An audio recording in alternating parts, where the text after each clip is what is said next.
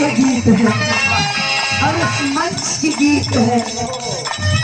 बहुत सुंदर शानदार मेरे गांव में विवाह हुआ था, इसलिए मुझे याद आ गया और मैंने बोल दिया, हे मतदाता महाबली,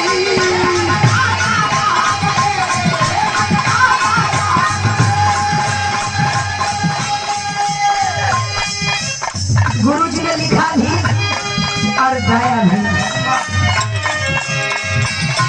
हे मतदाता महाबली,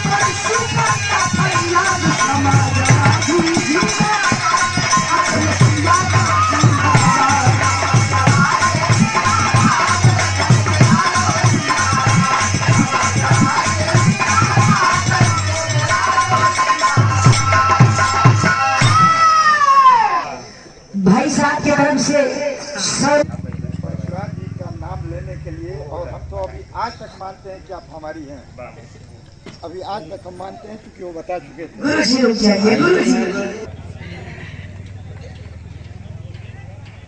बहुत बहुत गुरु जी का चरण स्पर्श।